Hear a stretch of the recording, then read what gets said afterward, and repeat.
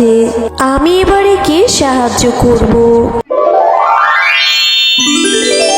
গাছটি অনেক বড় হয়ে যায় আর গাছটি জুড়ে অনেক রকমের চকলেট ধরা ছিল। এই দেখে তো মিনা ও টিনা তারা দুই বোন অনেক খুশি হয়। শান্তিনগর নামে এক ছোট্ট গ্রামে মিনা ও টিনা তারা দুই বোন তার মায়ের সঙ্গেই থাকতো। তারা যে গ্রামে বাস করত সেই গ্রামে কেবল একটি মাত্র মুদি দোকান ছিল। বাজার বেশ দূরে থাকার কারণে ঝন্টু বাঘ দোকানদার সেই সুযোগই নিত, কারণ সে ছিল লোভী ও দুষ্টু প্রকৃতির বাঘ। সে যে কোনো জিনিসের দাম খুব বেশি বেশি করে নিত। মা, ও মা, আমাকে 10টা টাকা দাও না মা। মা, ও মা, দিবে টাকা? কেন, টাকা দিয়ে কি করবি? হ্যাঁ, দোকান থেকে কিছু একটা কিনে খেয়ে আসি। মা, দাও না টাকা। এখন কোনো টাকা হবে না, যা তো এখান থেকে। মা, ও মা, দাও না টাকা। তুমি যদি এখন টাকা না দাও আমি কিচ্ছুটি খাবো না। ও মা, দাও না টাকা।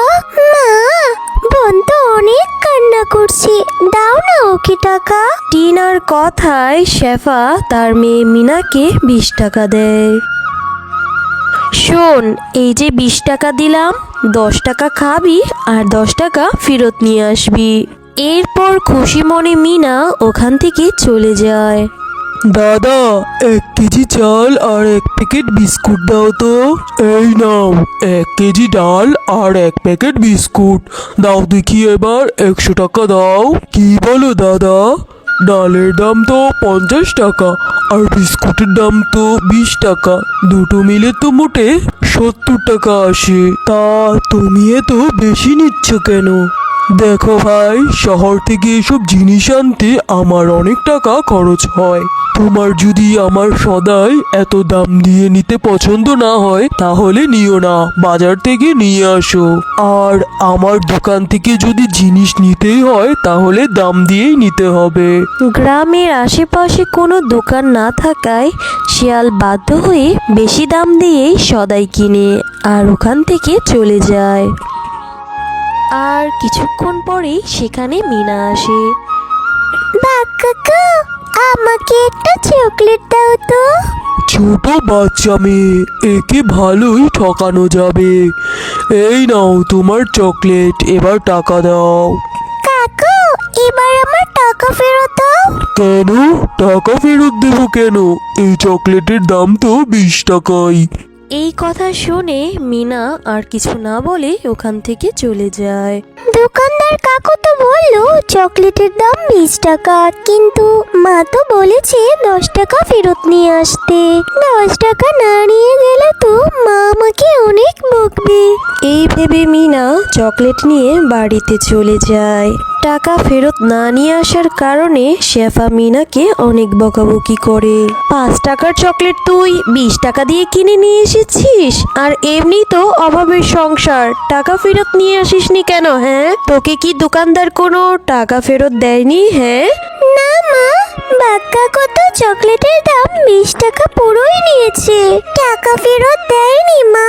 কতবার বলেছি ওই দোকানে যাবি না, ওই দোকানদার সব জিনিসের দাম বেশি রাখে। উনি তো দোকানদার নয়, যেন একটা ডাকাত। এই রকম অসৎ দোকানদার ব্যবসায়ী আমি জীবনে 2টা দেখিনি। আর তুই আজকের পর থেকে ওই দোকানে আর কখনোই যাবি না, আর তোর চকলেট খাওয়া বন্ধ আজ থেকে। এই বলে শেফা মিনাকে অনেক বকাবকি করে আর ওইখান থেকে চলে যায়। আর মিনাও কাঁদতে কাঁদতে ওখান থেকে চলে যায়। না, আমায় আজ কত বকলো, আমার আর চকলেট খাওয়াই হবে না। বাবা বেঁচে থাকতে আমাকে কত চকলেট কিনে খাওয়াতো, আমার তো চকলেট অনেক পছন্দ। বাঘ কাকু অনেক খারাপ, বাচ্চাদের কাছ থেকে কেউ এত বেশি দাম রাখে। যদি এমন হতো চকলেটের একটা গাছ হতো তবে কতই না ভালো হতো। আমি বরং আমার চকলেটটা মাটিতে রোপণ করি, বীজ রোপণ করলে যদি গাছ হয় তবে চকলেট রোপণ করলেও গাছ হবে। এই ভেবে মিনা সেখানে মাটি খুঁড়ে চকলেটটি রোপণ করে আর সেখান থেকে মনটা খারাপ করে চলে যায়।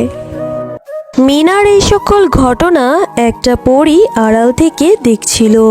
আমার এই বাচ্চাটিকে সাহায্য করা উচিত। বাচ্চাটি সত্যি চকলেটের জন্য অনেক কষ্ট পাচ্ছে। আমি এবার একে সাহায্য করব।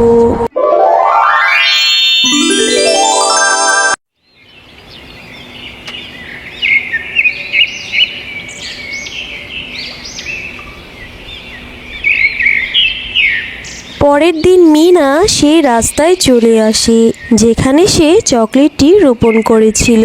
মিনা এসে সেখানে অনেক অবাক হয়ে যায়, কারণ সেখানে সত্যি সত্যি চকলেট গাছ হয়েছিল। এরপর মিনা তার বোনকে ডেকে নিয়ে আসে। আরে বোন, সত্যি তো এখানে চকলেট গাছ হয়েছে। হ্যাঁ বোন, মা আমাকে বকাবকি করছিল দেখে আমি চকলেটটি খাইনি, এখানে রোপণ করেছিলাম। যাই হোক বোন, চল এখন থেকে আমরা এই গাছটির যত্ন করব। এরপর থেকে তারা দুই বোন গাছটির অনেক পরিচর্যা করতে শুরু করে। গাছটি অনেক বড় হয়ে যায় আর গাছটি জুড়ে অনেক রকমের চকলেট ধরা ছিল। এই দেখে তো মিনা ও টিনা তারা দুই বোন অনেক খুশি হয়। বোন, আমি তো অনেক খুশি হয়েছি, কারণ আমি আজ থেকে এই গাছ থেকে যত খুশি তত চকলেট খেতে পারবো। হ্যাঁ রে বোন, শুধু তুই নয়, এই গাছ থেকে এখন থেকে গ্রামের সকল বাচ্চারা চকলেট খেতে পারবে। আর তোকে চকলেটের জন্য মায়ের কাছে আর কখনোই বকা খেতে হবে না। এরপর থেকে গ্রামের সকল বাচ্চারা সেই গাছ থেকে চকলেট পেড়ে খেতে শুরু করে। এতে করে তারা সকলেই অনেক খুশি ছিল। গ্রামের সেই চকলেট গাছের কথা বাঘ মামা জানতে পারে আর সে মনে মনে বলে, আমাকে এখন ওই চকলেট গাছ থেকে যে কোনো উপায় হোক চকলেট চুরি করে আনতেই হবে। ওই ধরনের চকলেট বিক্রি করলে আমার অনেক টাকা আর রোজগার হবে।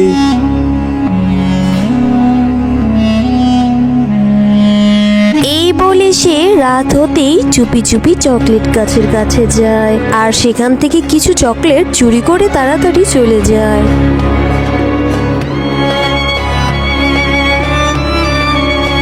পরের দিন যখন টিনা ও মিনা গাছটির কাছে আসে তখন তারা গাছটিতে অনেক চকলেট কম দেখে অবাক হয়ে যায়। আপু, গাছটির চকলেট এত কমে গেল কিভাবে রে বোন? জানি না রে বোন। এরপর থেকে বাঘ মামা প্রতি রাতে চকলেট চুরি করতে থাকে।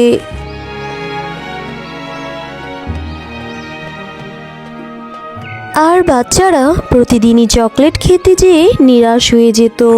আপু, আমি না বাঘ মামার দোকানে এই চকলেটগুলো দেখেছি।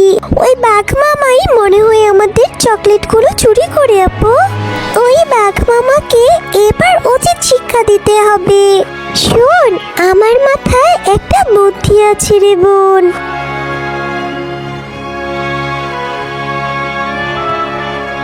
এরপর প্রতিদিনের মতো সেদিনও বাঘ চকলেট চুরি করতে গাছটির কাছে আসে আর তখনই ভয়ঙ্কর ভয়ঙ্কর আওয়াজ শুরু হতে থাকে। এই বাঘ, তুই অনেক খারাপ। আজকে আমি তোর ঘাড় মটকাবো। তুই দোকানের জিনিসের দাম অনেক বেশি বেশি রাখিস, আবার এসেছিস চকলেট চুরি করতে। এবার তোকে মরতেই হবে। ওরে বাবারে, এই গাছে তো দেখছি শাকচুন্নি বাস করে। আমি পালাই এখান থেকে।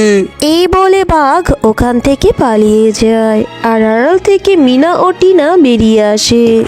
আপু, তোমার বোধ সাজার বুদ্ধিটা না অনেক ভালো ছিল।